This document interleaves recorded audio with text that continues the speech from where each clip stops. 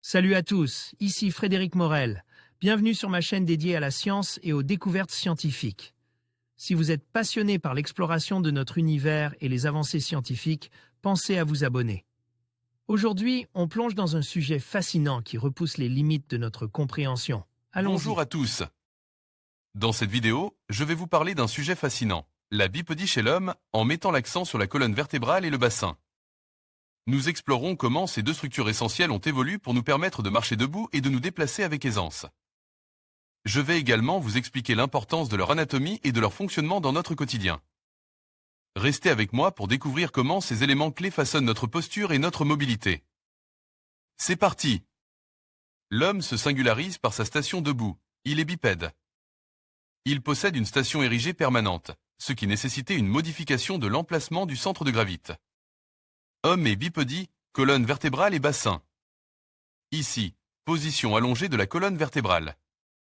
Photosvac, photolia pour tenir en équilibre, plus ou moins stable, il faut que le vecteur de la gravité tombe dans la base de sustentation. Centre de gravité et base de sustentation.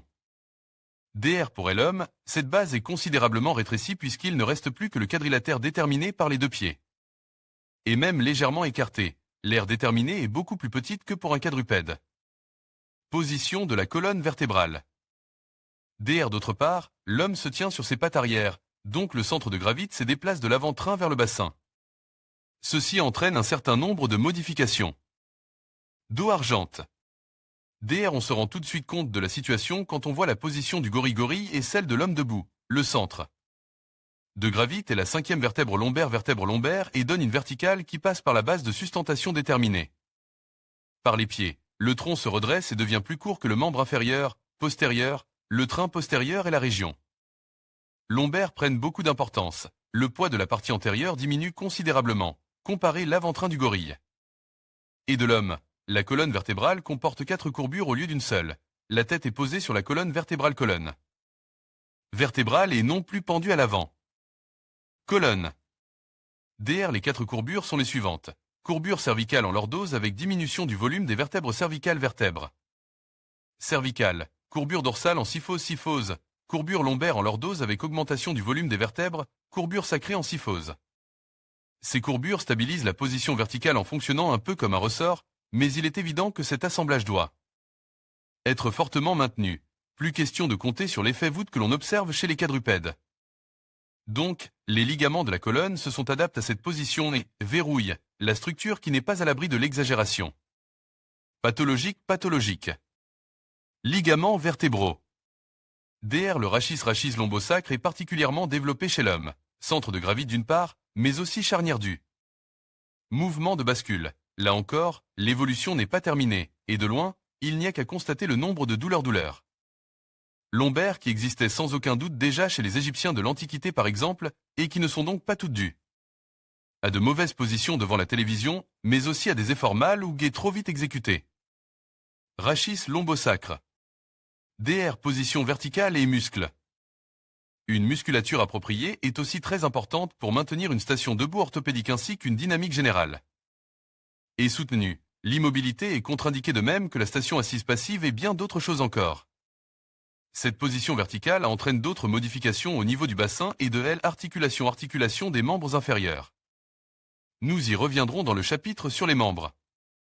Le bassin est constitué de 2 os iliaques dont le sommet est l'ilion est très large et aplati. Les ilions de l'homme sont beaucoup plus courts que ceux du chimpanzé. Plus les ilions sont longs, plus le torse l'est.